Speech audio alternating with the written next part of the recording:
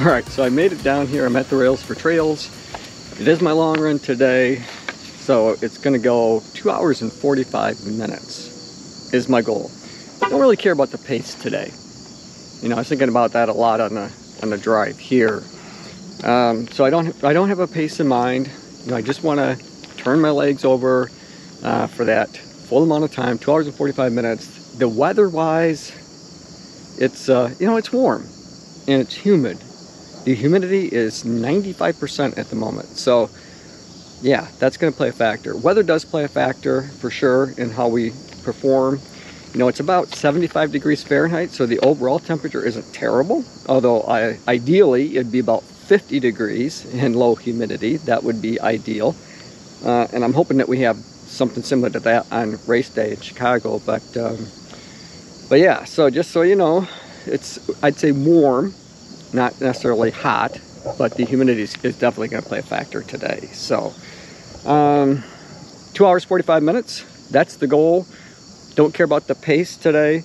Like I said, I just want to go the full amount of time like I've done in the past. I'm going to split it up, so I'll go, you know, an hour roughly and a half in one direction, or 45 minutes in one direction, 45 minutes back for that hour and a half to my car, so I can refill my water, and then I'll continue on, you know, basically 45 minutes there and 45 minutes back. I know that comes out to 3 hours, but that's just a rough estimate, to get me to that 2 hours and 45 minutes that I'm shooting for today. All right, wearing the Saucony Hurricane 25s on my feet today, Nathan hydration vest, my 2xU compression shorts, just some standard Puma socks, nothing special about those today, my A6 run shirt and an A6 running hat. I got my phone, got my drone, got extra batteries, got my keys, all that kind of good stuff with me. So I'm feeling a little bit weighted down like a pack mule, but that's typical on my workouts that I come out and do with all of you. So all right, now about all that, I'm gonna put the camera away, and when I say I'm gonna put it away, I'm just gonna turn it off because I'll be hanging on to it, and we'll talk a little bit more as I get into the workout. All right, let's go get this one done. So what do you guys do for fun when you're not out running? Now, I like to play a little golf these days. I say these days because I haven't historically played a lot of golf, even though I love the game. But this last weekend, I played an 18-hole championship golf course, which was absolutely gorgeous. And then I played another course, 18 holes in Kalamazoo, called Millham. And that was for a fundraiser. It was a 4-person scramble. We came in at 9 under, which I thought was pretty good, but you know, in a scramble, you got some teams that are just killing it. I think the winning team came in at 18 under, so they did really well. But it was a lot of fun.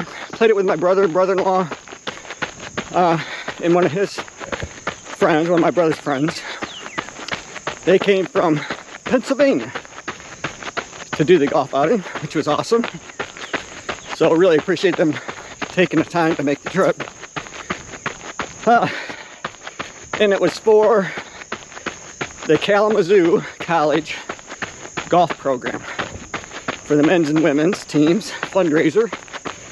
My son is the director of golf there and coaches the men's and women's teams, and they are just doing phenomenally well. I just really am kind of in awe at the progress that they're making, you know, since my son had taken over as the director of golf there. What a great program, great kids.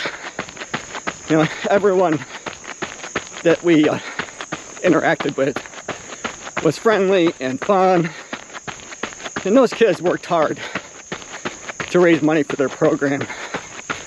One young lady who stands out in my mind, she was taking donations to do, of all things, the worm. Oh my gosh. Number one, my body doesn't move in that kind of direction, and if it did, it probably never get back up off the ground. So kudos to her for being creative in her fundraising efforts.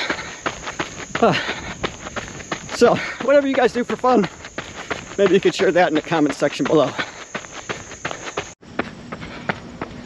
So life is all about the art of pivoting and making changes when you feel like you need to. So today what I decided to do as I was out running, I kind of was thinking back to previous training blocks, and then I remembered that there is a small town called St. John's that's about 9 miles away from where I parked my car.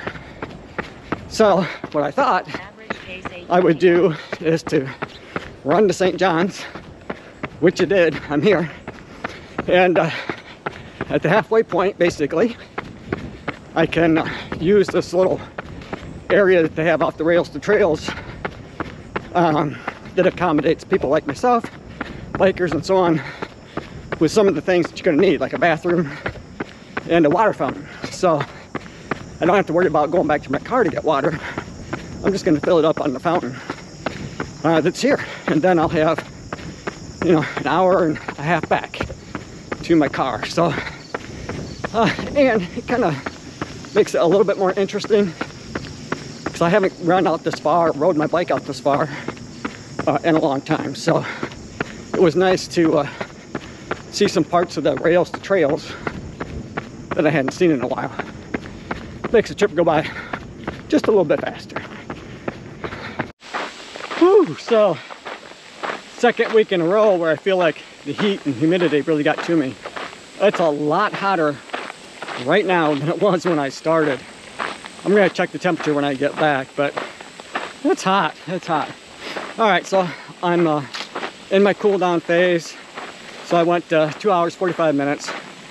I did manage to stay on my feet the entire time, other than for a few minutes when I stopped in St. John's to refill my hydration vest. Now, as I mentioned, I had changed up my strategy for today, and I think it worked out pretty well.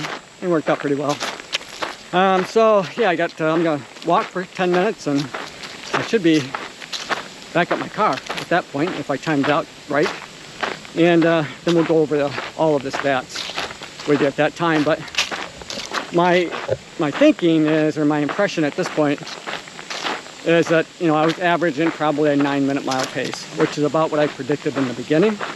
Now I started out a little faster, but you know, as the run progressed and it got hotter and hotter and the humidity started to really take its toll, I clearly was slowing down, and I was okay with that.